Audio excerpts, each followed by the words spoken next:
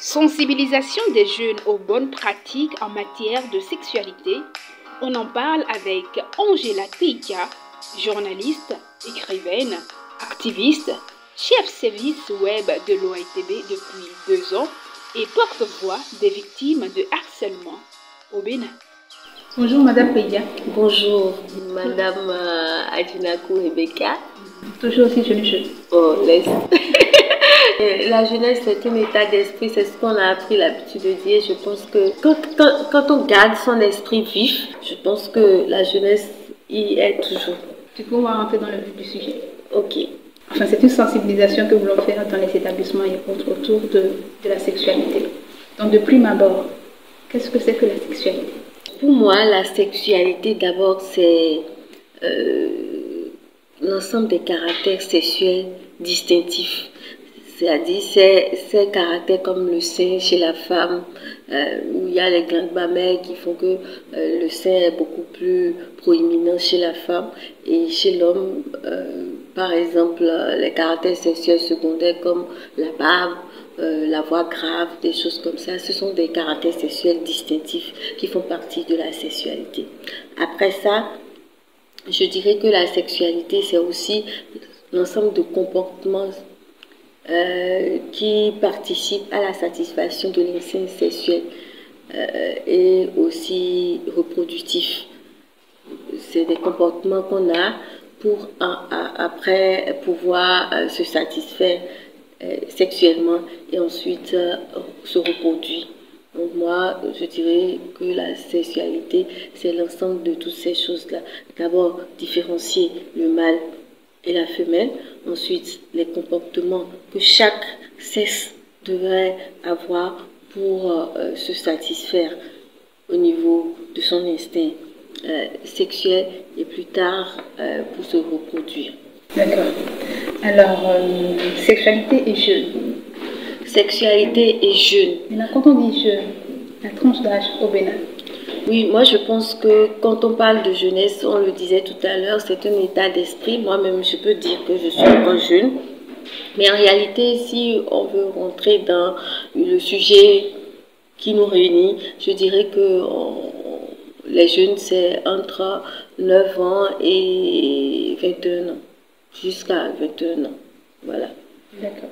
C'est des adolescents, c'est des gens qui sont en train encore d'apprendre à connaître leur corps, d'apprendre à savoir comment justement on a des comportements corrects pour aller vers la reproduction, vers la satisfaction sexuelle aussi. Donc je pense que de 9 ans jusqu'à 21 ans, on peut dire que c'est l'adolescence et c'est la jeunesse. On doit pouvoir éduquer d'un point de vue sexuel. De nos jours, il y a le gouvernement, des associations, des ONG qui œuvrent progressivement pour véhiculer le message, les bons messages. Donc dans ce cas-là, quelles sont les bonnes pratiques efficaces et sûres disponibles que l'on pourrait conseiller aux jeunes, vu que ces derniers, avec les réseaux sociaux, la télé, sont beaucoup plus enclins à l'acte sexuel? Avant de parler aux jeunes, moi je dirais d'abord aux parents. Parce que c'est la cellule primaire, c'est la cellule familiale qui est la cellule primaire qui doit pouvoir donner les informations correctes et qui est responsable aux enfants, à la jeunesse à partir de 9 ans. Bon, c'est pas à partir de 9 ans que l'éducation sexuelle commence. Donc ça veut dire que c'est les parents qui doivent déjà donner quelques informations à l'enfant. Donc, je conseillerais d'abord aux parents d'avoir une relation basée sur la confiance avec leurs enfants, une relation débridée de tabous, de sorte que l'enfant, bien qu'exposé à tout ce que vous venez de dire, aux films, aux informations extérieures, puisse revenir à la maison, poser des questions à papa ou à maman pour avoir la bonne information, l'information juste. Maintenant, pour rentrer dans le domaine de la sexualité, parce que vous me dites que d'abord c'est les vacances, ensuite c'est les jeunes sont de plus en plus enclins à la chose sexuelle, je dirais que fondamentalement, il doit savoir qu'en dehors des grossesses non désirées qui pourraient entraver l'avenir, les rêves qu'on a en tant qu'enfant, en tant que jeune, en dehors de tout ça, il y a les infections sexuellement transmissibles qu'il faut éviter lorsqu'on commence par goûter aux choses sexuelles. Par rapport à ça, il y a beaucoup de méthodes contraceptives. Je parlerai des méthodes contraceptives médicamenteuses, c'est par exemple les pilules. Il y a aussi les injections qui sont dans ce groupe-là. Et puis il y a les barrières telles que le préservatif masculin comme féminin. Donc, à partir de certain âge, lorsque on a par exemple ses premières règles et que on a envie d'aller vers la chose sexuelle, je continue de le dire, il faut aller vers sa mère ou son père et avoir une discussion pour que le papa ou la maman vous envoie vers le gynécologue ou la gynécologue pour vous prescrire une pilule. Aujourd'hui, nous avons ABPF, Association béninoise de la famille, qui rend ces services-là et qui pourrait conseiller valablement l'enfant, parce que en termes de contraception ou bien de contraceptifs médicamenteux, ce qui va à Paulette ne va pas forcément à Karine. Donc, je ne peux pas dire allez-y prendre tel médicament, mais ça existe et c'est bien pour les jeunes. Il y a même des maladies que ça guérit, ce n'est pas des choses qui pourraient entraver la reproduction après. Il faut que ça se fasse individuellement et personnellement pour que beaucoup de choses soient évitées. Si je vais au-delà des contraceptifs médicamenteux, je parlerai des contraceptifs barrières comme le préservatif qui en fait empêche l'homme de laisser son produit, ses spermatozoïdes dans le sexe de la femme ou de la jeune fille. Donc c'est de leur dire d'utiliser le préservatif toutes les fois et chaque fois. Je conseillerais de l'avoir. Et par rapport à ça, il faut vérifier la date de péremption.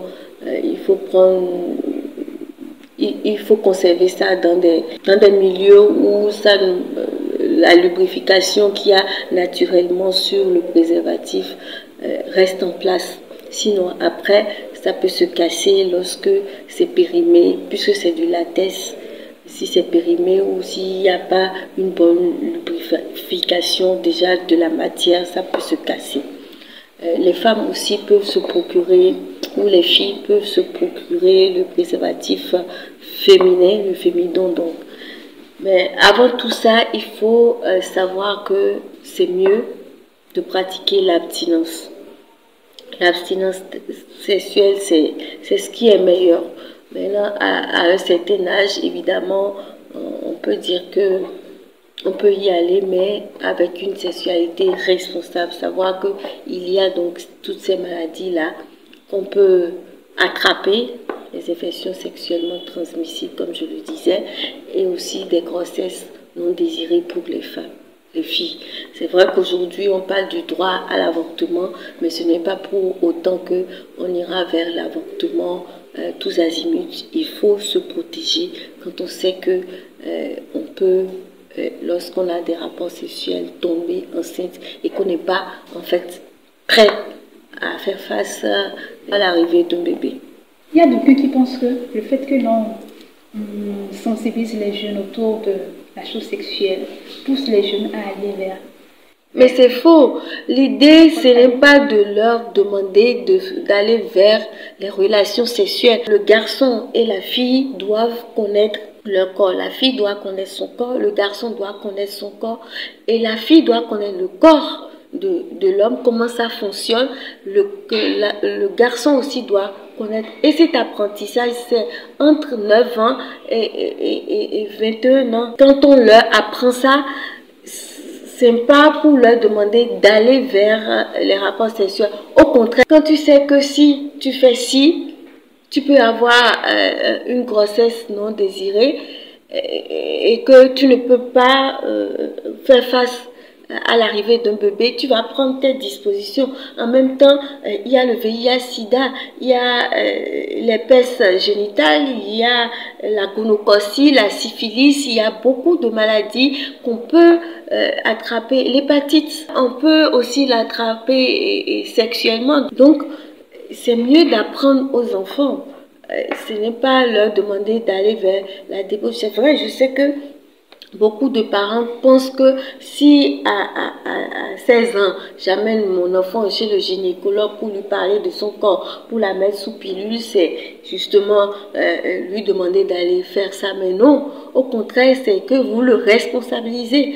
Il sait, à partir de ce moment, il fait ses choix de façon éclairée et de façon responsable pour pouvoir se gérer. Donc, il faut que les parents se disent que c'est pas ça.